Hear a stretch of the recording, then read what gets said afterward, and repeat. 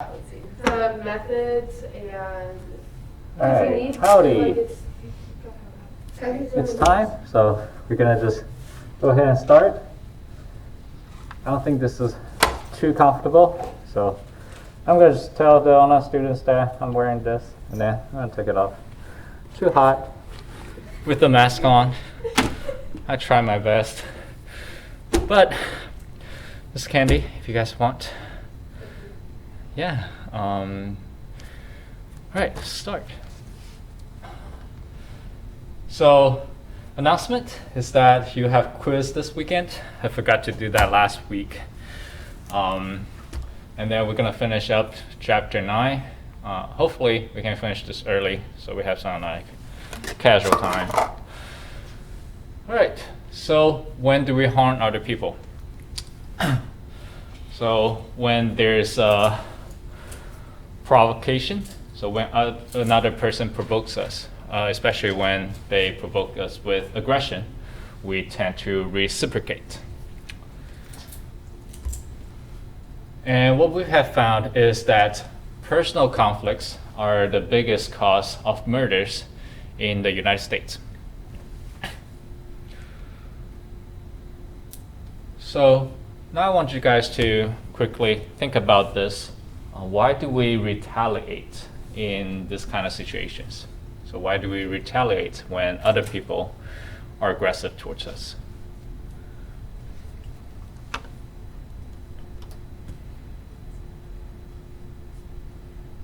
Mm-hmm. I guess it's kind of like their reciprocity norm, but kind of like the opposite of it. So like when someone's nice to you, you're more likely to be nice to them back. Yeah. But when someone's mean to you or responds with aggression, then you're like, oh, I should respond with aggression as well. Mm-hmm. So do you think that's more of a learned behavior, or do you think there's other underlying cause here? So let's say, do people learn this when other people treat you this way, and then you think about it, okay, I should treat the other person the same way, or there's some other underlying cause? I think there is an underlying cause of it simply like reflexive, because like when somebody harms you, like self-preservation tells you like you need to defend yourself. Yeah. And most of the time when you have like a verbal argument with someone, you don't really need to defend yourself, but it's still that reflex of there is a harm, I need to defend myself. Yeah, so like survival instincts, right? Pretty good. Any other reasons? Yeah. I was also going to say I think it's like another factor that makes us do that, because like if it were a learned behavior, I feel like we would be taught to respond with that, where I know at least like for me growing up with like my brothers, like we were always taught like treat others with kindness, like how you want to be treated, you know? And so I think it's definitely just like something else that's causing us to do that. Okay, so maybe we are genetically programmed to do so. Okay, pretty good. Any other I think it's like a big ego thing. ego? So if you don't respond with retaliation, people will think that you're soft, and then you kind of feel bad about it? Yeah. Okay. Yeah. Those are all possible reasons. There's another reason, because I study emotions. So pretty simple. When you are treated with aggression, it elicits some kind of negative emotions, right? You might feel anger, you might feel frustration or sadness that makes you want to react. Okay. That makes sense, right? All right. So provocation is the first reason or when we harm other people. Next, we have heat. So heat leads to more depressive and aggressive symptoms. So we know that people tend to be more aggressive in hot situations. And we have found that high temperature is positively correlated with aggression. So there's some examples that I can give you. We found more violent crimes in hot summer or hotter area, right? And we found that there will be more honking in cars without AC during the summer. Can you think of any other example that heat is connected with aggression? Like real life example.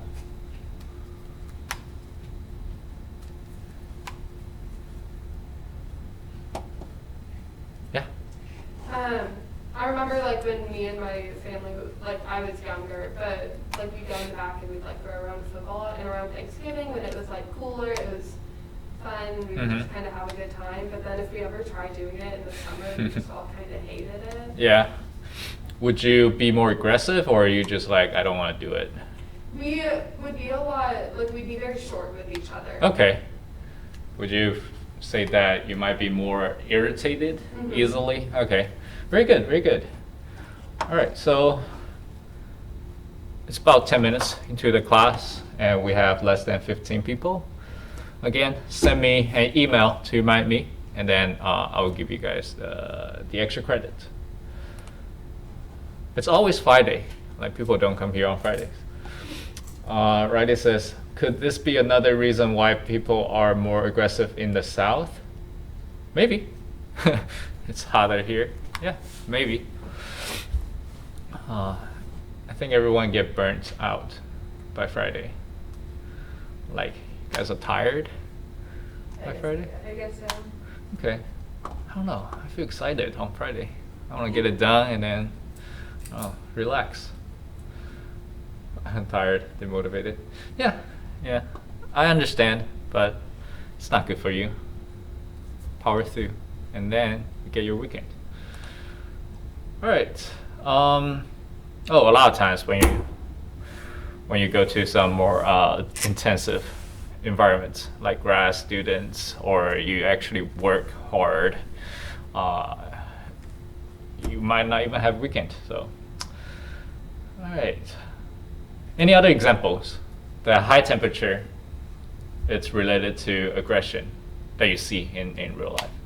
The South, maybe people are more aggressive, maybe because of the temperature.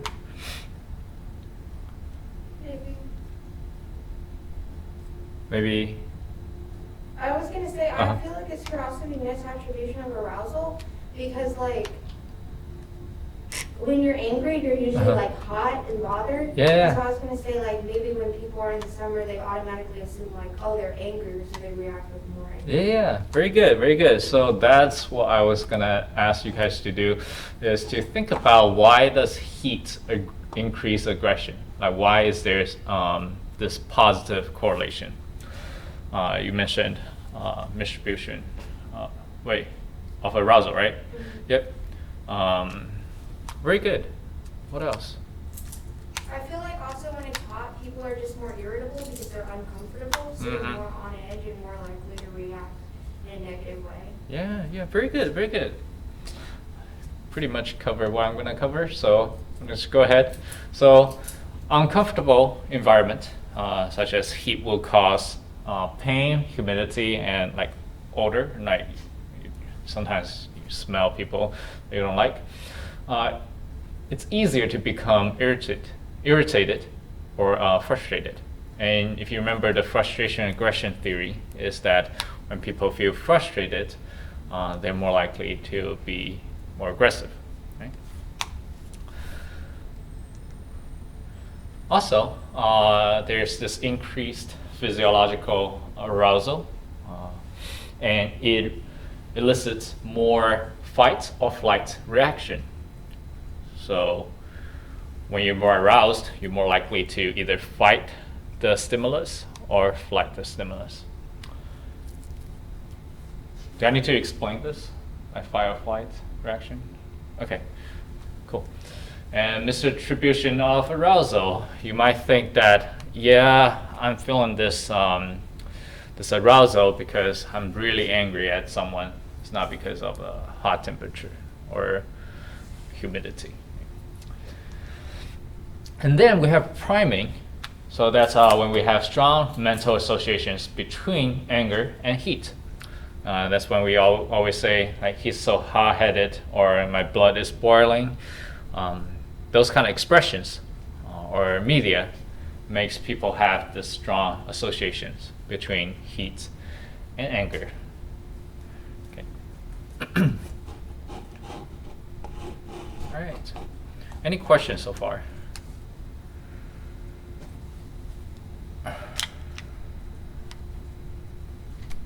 Good. Okay. So besides heat, we have alcohol. When we drink alcohol, it leads to more aggression.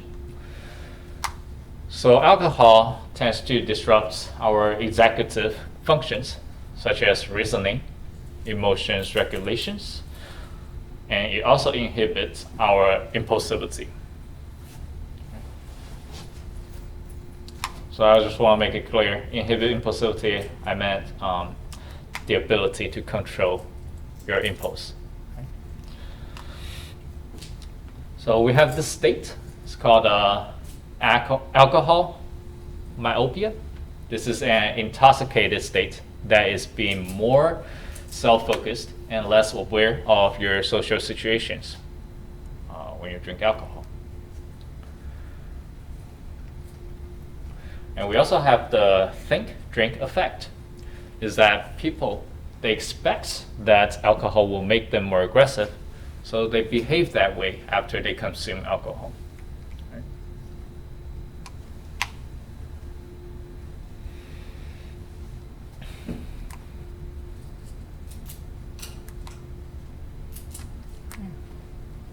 Any questions on alcohol? Yeah. Can't you, like, aren't some people different types of drunks than others? Yes. Yes. So would you say, do you have any examples? Like some people do get, like, very aggressive when they get drunk, but sometimes, like, people will drink and they just get, like, very touchy and lovey instead of, like, aggressive and angry. Yeah, that's a good point. So what if you think about this person is drunk and gets very touchy, but then this person, he or she, encounters aggression. Do you think they will be more aggressive than usual? Let's say they're being very touchy and then someone else is like slapped in the face, like, I don't know, asshole or bitch. Do you think they will react more aggressively than usual? Or no? I feel like sometimes they will, but then other times I feel like they'll just kind of like curl up and be like less aggressive and more. I mean like more depressive and less aggressive. Okay. Yeah. There's no correct answer. I'm just asking. Also, I don't drink, so I don't really know. Like based on personal experience, but that could be true. It just, when we study alcohol, we just learn that the reason is that it inhibits our executive functions. So it's harder for us to regulate our emotions. Right? All right. It's true. It could be different for every person. All right. Very good. Any other questions? Good. Okay, next we have aggressive cues. As people are more aggressive when they're exposed to aggressive cues. And we kind of talked about this when we talked about video games, violence, TV shows, right? So weapons, when you see weapons, people are more likely to be more aggressive. Or when you are exposed to media violence, when you see a lot of violent protests, riots in the news, people's behavior will be different. So there's a study found that media violent content, they can increase imitation of specific aggressive acts. So for example, you see other people being aggressive on TV, you might say, oh, that's how you do it. That's how you do it in society. And let me do that too, right? You also reduce your inhibitions like your impulsivity. You'd be like, usually you don't behave violently, but then you see people behave like that on TV. You're like, hey, they can do it. Why can't I? I should do it too. So you're less likely to inhibit your impulse. Right? Next, it increases the perceptions of world as a violent place. So you have this idea that I should probably get this person before he gets me, right? You're more likely to be aggressive or hostile in normal situations. What's that turn? Is that you assume the worst, right? Yeah. And next, it increases endorsement of violence to solve social problems. If you see riots on TVs all the time, you might think, oh, that's the solution to justice, right? Let me do that. Also, you have the misattribution of arousal to anger. It could be that you just had a bad day, or it's because you just had a run, or the temperature is hot and humid, and then when you see something violent on TV, you might think, oh, that's making me angry, and then I'm going to, I don't know, be more violent or aggressive, maybe unconsciously too. Next, it desensitizes people to the severity of violence. They could think that, oh, it's just another mass shooting, it's just another riot, right? People don't care as much. It's the same as decreasing empathy for victims of violence. You're less likely to empathize the victims when you're exposed to them too often. All right, any questions on how media can influence aggression? All right, guess we good? Okay, so next we're going to talk about how to reduce harm. We talked about why do we harm other people and when do we harm other people. And so it's a good time to talk about how to reduce it. I'm going to show you a video. I got this question last class, is that is riot still happening? Is protest still happening? I just did a word search, violent rally and violent protest, and then I just got this news. This is pretty recent, October the 18th or 20th, I think, 18th. I'm going to show you what happened.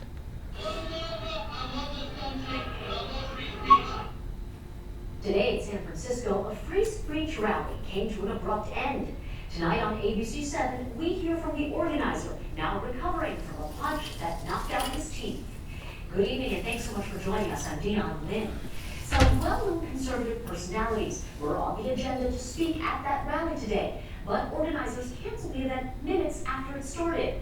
Police say several people participating in the rally were injured, as well as 3 officers when they were sprayed with pepper spray. A warning now, some may find the following video disturbing. A witness captured the scene as a protester punched rally organizer Philip Anderson before his speech. ABC 7 News reporter Cornell Bernard has a look at how things quickly escalated. No Nazis, no KKK, no fascist USA. A large crowd of demonstrators gathered at UN Plaza to oppose a small group holding what was billed as a free speech rally, protesting what they say is Twitter's censorship of some of its concepts. I have no business holding here. They're trying to build a fascist movement in this country. The rally was granted a permit from the city. Some of the speakers expected included well-known President Trump supporters and conservative right personalities, but most never got the chance to be heard. Tensions quickly escalated. All right, I'm going to just pause there, and you kind of get the general idea, like what happened and why it happened, right? The black speaker or the organizer, both teeth got knocked out, like front teeth. It's a horrible, but so what do you think after watching this video? So I heard some arguments is that the people are being violent because their voice have not been heard for so long, so they need to find a way to express their opinions or their voice. What do you guys think? Again, there's no correct answers, so you can either agree or disagree. I don't really like understand the need for the original protest and the free speech part. Uh-huh. Oh, so you don't understand why they're doing the Oh, free they said speech? they felt restricted by Twitter. I don't know the cause of this. I think also recently, I don't know if you guys heard, is that Twitter are censoring a lot of news. I don't know what kind of news, but they're just censoring, and then I don't know if it's related. But there are a lot of incidents nowadays is that people try to prevent free speech. So I think last year or 2 years ago, here they had a speaker. I don't know if you guys remember. I don't remember his name, but there was a huge. It was a huge, I don't know, conflicts that students didn't want him to speak here. I don't even know what he was trying to say, but I think they canceled it at the end. Do you guys know that? There's someone in the chat maybe. They know. Oh, okay.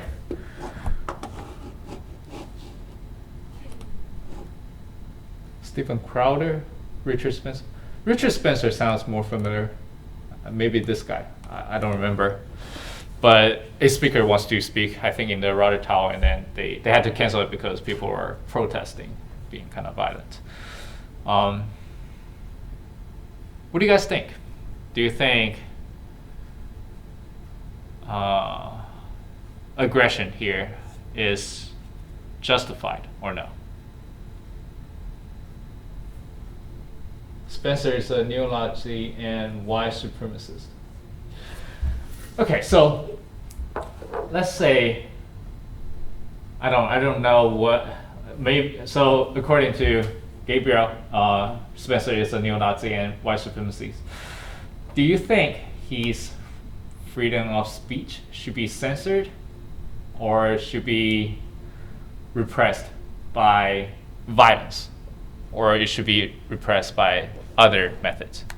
It's a complicated thing because they haven't necessarily censored free speech, but they have limited some speech before, like yelling fire in movie theaters. Oh, yeah. Like that.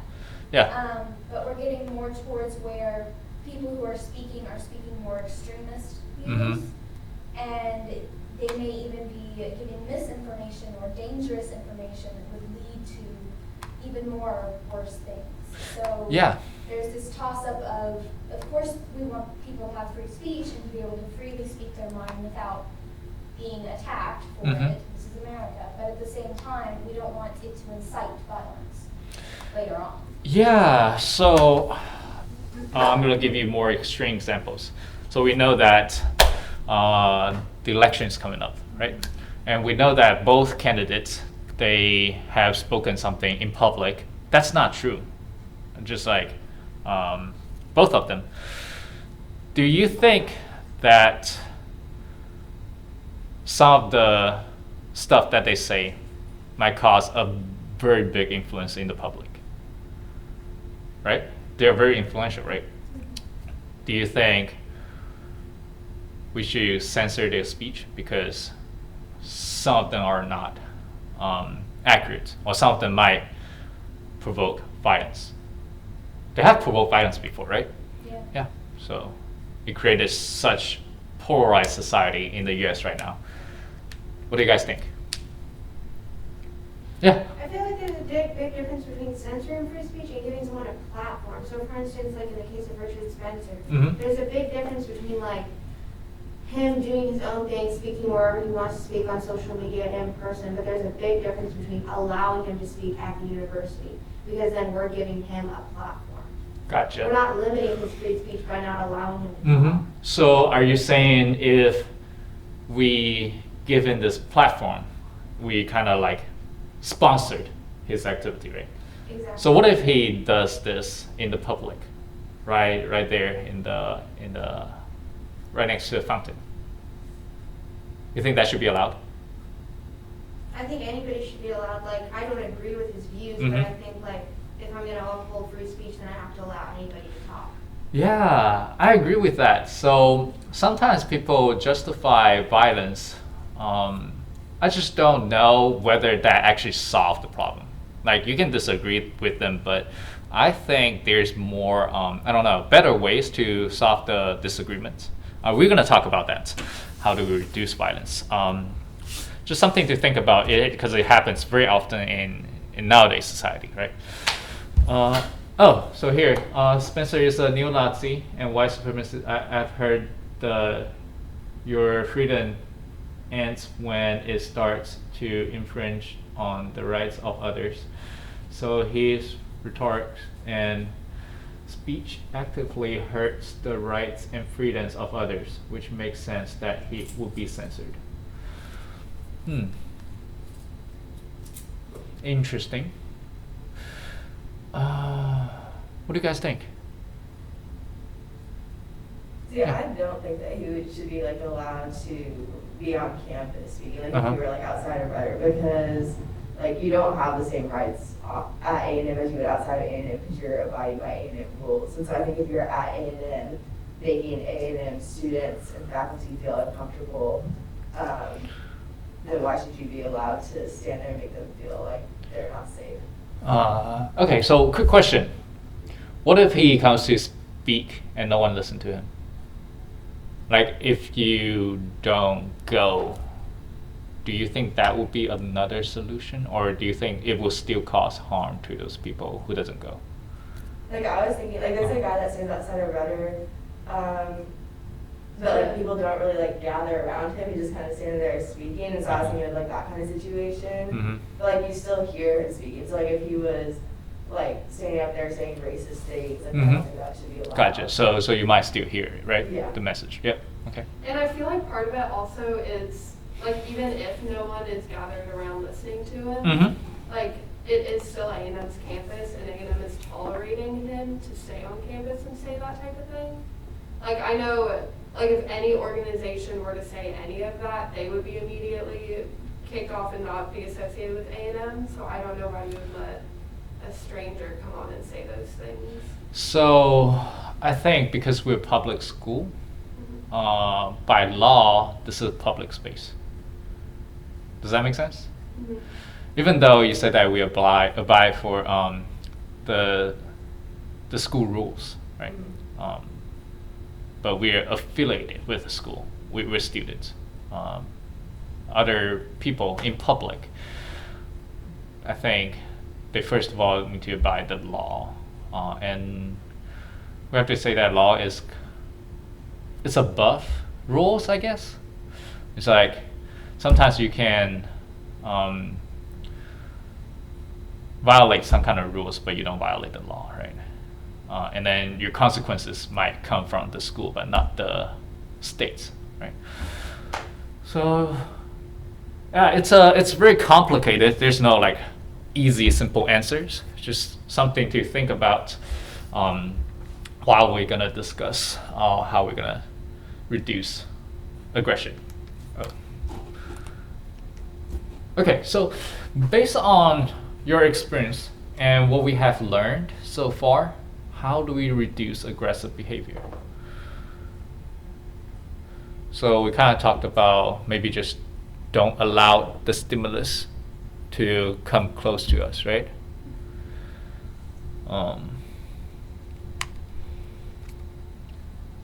Any other idea? Yeah. I guess to combat like the misattribution of arousal, then you would have to like cognitively think through and be like, okay, am I actually mad or am I just hot and bothered? So engage this metacognition, right? Metacognition is think about what you're thinking. Yeah. So that could be a way to reduce aggressive behavior, right? I agree. Yeah. So I know in last class we watched a video on like the bully is the common comedy sketch. Yeah. So I think it brings up a better point about that we don't really teach in schools how kids should deal with emotions. We just sort of shut down negative ones and then encourage positive ones, but it's not, they don't really, teach students how to deal with stress. They don't teach them how to deal with, I have an angry feeling. What is that angry feeling and why? Yeah. So perhaps a way to reduce it is from the very youngest children, teach them how to deal with difficult emotions. Yeah, very good. So education on how to regulate your emotions, right, could be very helpful. That reminds me of a counter argument that we just had. Is so let's say Spencer, Richard Spencer is neo-Nazi and he speak evil stuff like racist stuff. Do you think it's better to just censor him or educate the public that his information is wrong? Because what you just mentioned, education might make a difference. And I'm gonna just put this here. I don't know if it's too far from you guys or you guys are not reaching for it. Oh, thank you. Pass it around. Thank you. I feel like that, like the public should know his views, but I feel like there's a better way of sharing them versus him coming and speaking about them. Okay. Yeah. So maybe still let people know what he's saying, but have educations. I'll pass it to you. Maybe have educations on the information that he's given, right? Okay. Very good. Very good. What else? Any other ways that we can reduce aggressive behavior?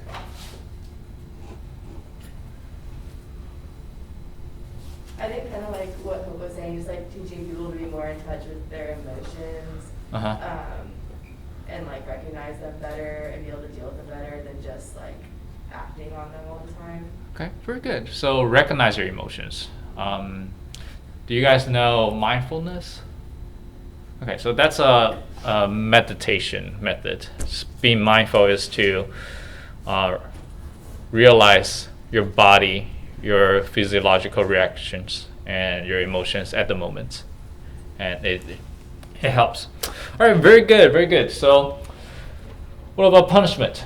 Do you think when we punish aggressive behavior, would that work?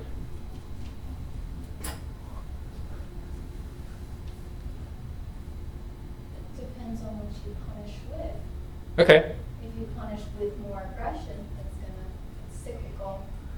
Okay. Yeah. Very good. So that's exactly. So harsh punishment usually backfires, especially with kids.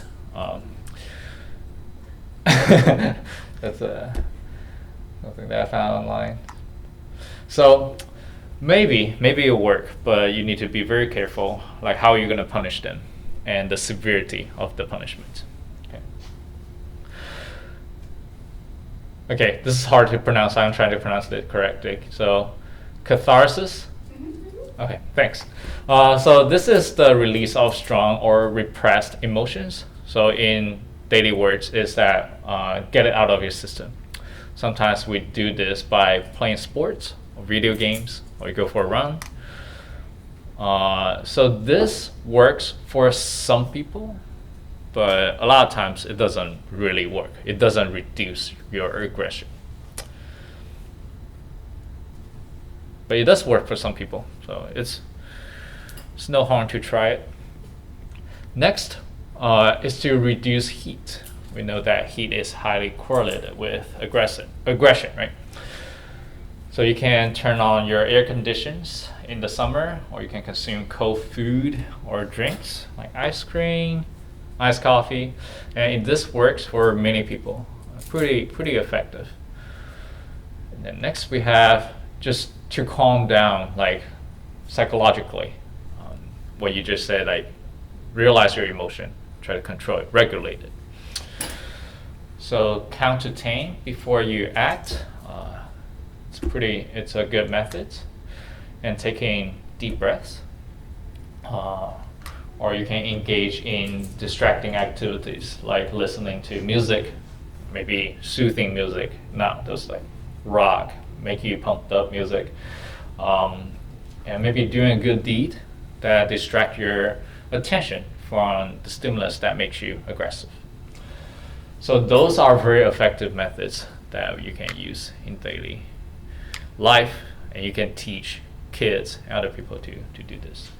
I think the book covered that some of those, that's part of what makes catharsis seem to work as well, is you get all hyped up because you're angry and then you do some, a cathartic activity to let it out, but really you're just distracting yourself by doing something different that's healthier than punching someone. Yes, so that's why it works for some people, and it's because people simplify this process, right? So when you break something, when you break your phone or smash something when you're angry, it doesn't really necessarily reduce your aggressive tendencies. Maybe it's because, I don't know, it distracts you, or some other things is making it work, right? Okay, very good. And next, it's communication. So communication it's the key. It's very important. A good way is to count to 10, then communicate if you're angry. And make sure you don't get carried away by your emotion. State your arguments instead of yelling at people or doing personal attacks. It's way more efficient. Right? Okay. Also, if you know that it's your mistakes, you should take full responsibility. Apologize sincerely, indicate that it's unlikely to happen again, and making amends. Those are a very helpful way to reduce aggressive behavior from either side. Sometimes I know it's hard to take responsibility. It's hard to say, yeah, I'm sorry, to admit that you're wrong, but it takes practice. Once you get used to it, it's a very good way or a solution to a lot of situations. Right, very good. Any thoughts on how do we reduce aggression? No? Okay, so any questions on the stuff that we just talked about? We're good? Okay. So that's it. Now I just want to have this like casual time. You can get more candies. We can have a little chit chat about school, about the pandemic, what's going on right now, personal life, struggles, or academic struggles, politics, or anything. The election is coming up in a couple of days, right? A couple of days? Okay. And I can try to be neutral since... Oh, yep, I'll post the PowerPoint today.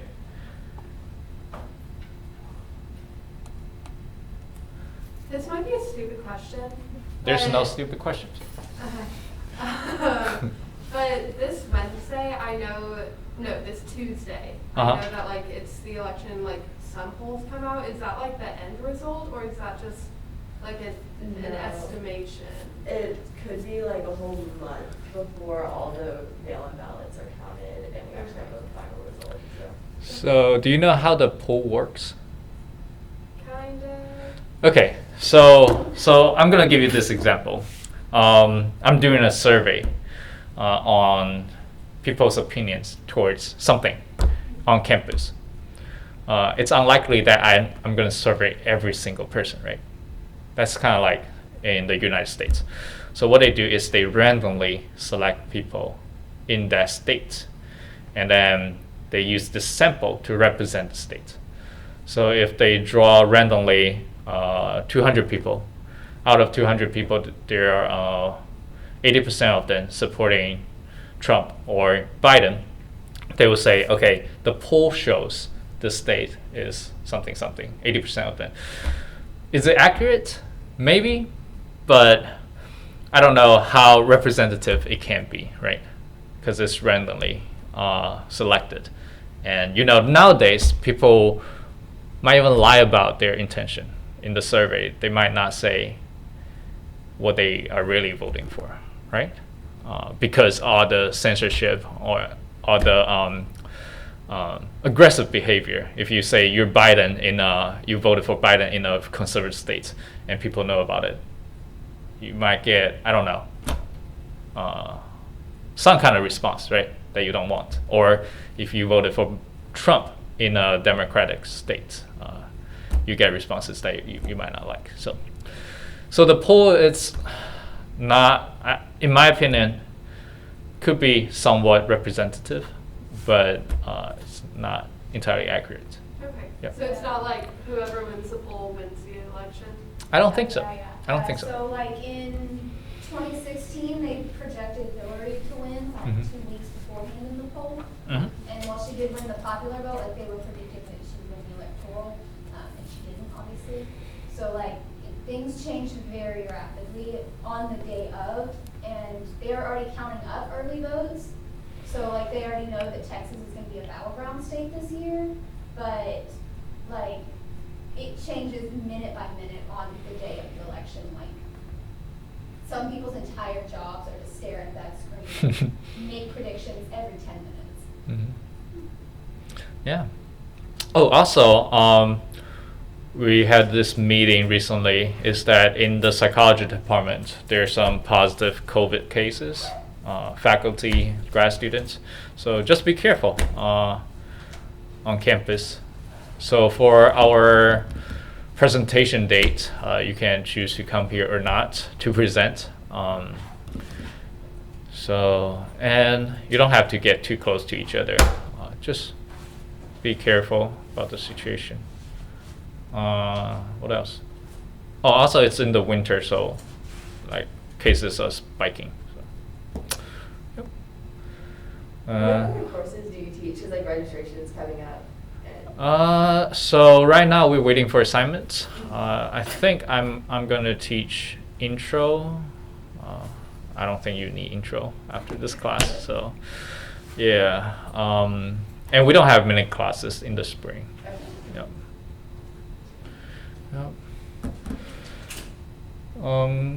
Yeah, it's just some relaxing time. If you don't want to talk about stuff, feel free to leave early.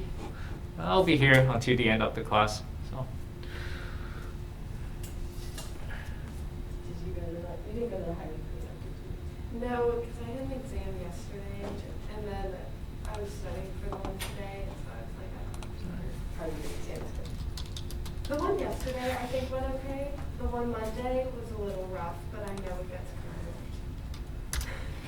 The one today today, was those pretty emails rough. too. I'm like, can I email you for that? I never know how to word those emails. Oh, just say I'm here. Okay. Yeah.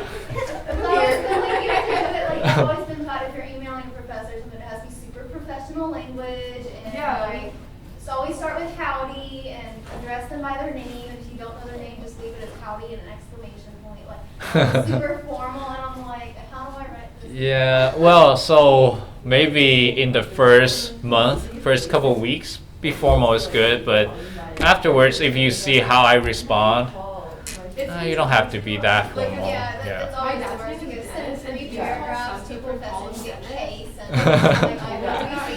like, Yeah, yeah. For me, I don't really care, but some professors they care a lot. Yeah. I guess better safe than sorry. Always try to be polite. Yeah. Just in case you might ask them for a reference letter in the future. So. Yeah.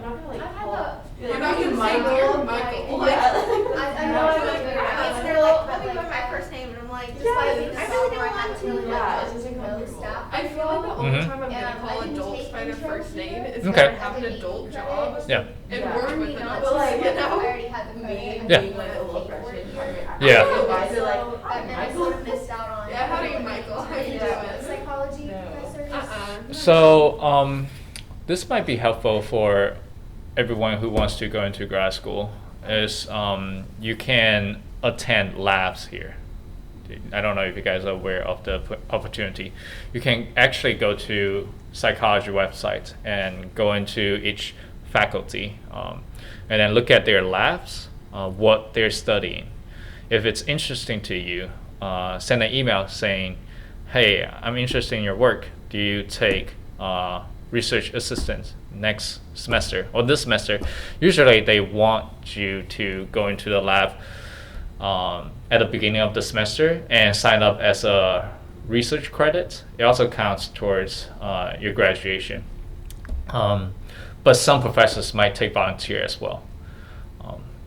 Not many people would take volunteer because I think they don't really trust them if they don't have a contract. Because when you sign up for your class, research credit, you're kind of taking it as a class, and then they can't hold you responsible. I think they offer 0 credit too, so you get the research credit like applied to you, Uh-huh. like the line, but Yeah. actually it's just like 0, so it doesn't count towards your degree plan and mess it up if you have like a set thing. Okay, do you still need to pay for that? I don't know. Okay, hopefully not. Hopefully not. Yeah, I remember in my undergrad, I can just go volunteer, and I don't have to sign up any contract. I don't need to pay for it, because just personal opinion, I feel like it's kind of ridiculous. You need to pay to help in the lab and then get some experience. But maybe in the past they have experienced that people come and go, they find out, oh, I don't like it, and then they just leave, and then it messed up the plan because they have the plan based on how many personnel in the lab they have that semester. So yeah, if you're interested and if you think that you are willing to spend a semester or a year working in the lab, it's very helpful. You can put that on your CV, so that I worked in this lab, what did I do? And then it's easier to know people, grad students, professors, and then it's easier to ask them to write you a reference letter compared to taking a class and then asking for a letter. I always tell students that when they ask me for a reference letter after taking a class, it's that I don't know you that well. I haven't worked with you. I know you come to class. I know your grades. That's all I can talk about. And sometimes they might be, did I tell you guys this or no? Maybe not. Okay. Maybe I just repeating to every class that I have this deja vu. So sometimes when you have reference letter that's not as strong, it might backfires because they think that you don't have any people that can vouch for you. So you find this random instructor who taught you one class. So it might backfires. So try to get to know people before you actually ask them for as your reference, I guess. And there are a lot of opportunities, like the research week that I told you about. I think you can know more people through that. What else? Is it good to do that research week if you came up with non-significant results? Yeah, it's fine. It's actually more suspicious if you get something significant here in this class. I'll be like, what? Did you get that? It's hard. I want to say 80% of our findings are not significant, just in general in psychology. It's a good thing that people are not trying to publish and try to manipulate the data. I wish they would teach how to write that more because they focus so heavily on how to write significant results, but they don't Yeah. use very heavily on non-significant. They're like, oh, it's just say there's nothing there, and then I'm like, oh, can you teach that? Yeah. That's Especially in the methods courses. Yeah, that's a horrible situation in the academia. Is that we have this phrase is publish or perish. If you don't have any significant findings, it's so hard for you to publish. And when it's hard for you to publish, you get less resources to do research, and then you kind of just fades out. It's hard. Also, a lot of schools they don't like you to spend too much time on teaching. that's a shortcoming here. I think is that a lot of professors they would rather to spend time on research, which will bring them grants, money, and reputation. I guess teaching doesn't bring them anything. They're not gaining any reputation, or they're not affected by teaching. So yeah. But if you guys are interested in research or any opportunities, even though if you are interested in other areas, not social psychology, it's time, so feel free to leave. If you're interested in, let's say, clinical psychology, counseling, or anything, I know people that I can connect you with. You can ask them. So yeah, just feel free to reach out if you have any questions. Thank you. Huh?